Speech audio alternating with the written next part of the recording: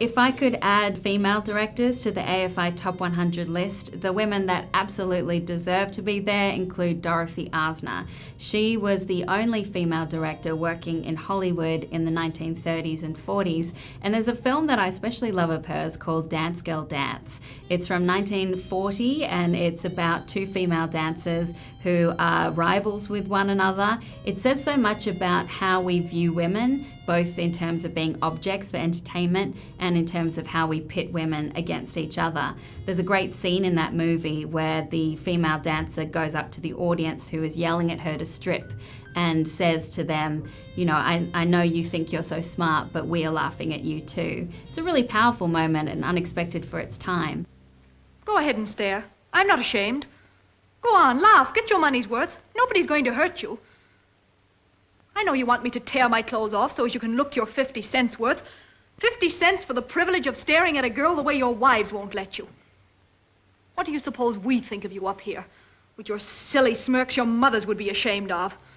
I would also add a silent film or two from Alice Guy Blaché, who was the first female filmmaker in the entire world and one of the first filmmakers of all time. There's a movie from 1906 that she directed called Consequences of Feminism, which is a title that you wouldn't even expect for a movie today, and it shows how progressive she was in terms of the content she was making.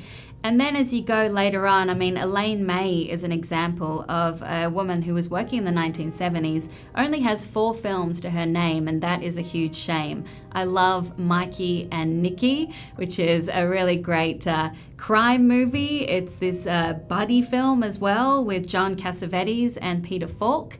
And you see it and it almost feels like a Cassavetes film because it is quite improvised, but it has a real structure to it, and it shows just in her 4 films that she was able to make very, very different styles. Honest to God, Mikey, I didn't. I wouldn't do anything to hurt you on purpose. I wouldn't do anything to make you look bad.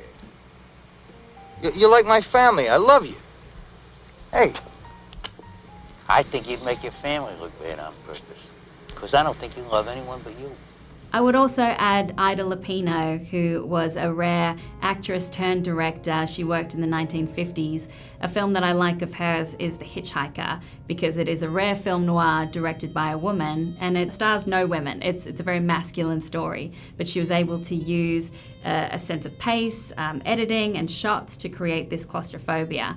There are so many films that I think are excluded from the AFI Top 100 list that have been directed by women, and I think it really speaks volumes about who creates film history and who creates these film canons, and it's something that we absolutely need to talk about.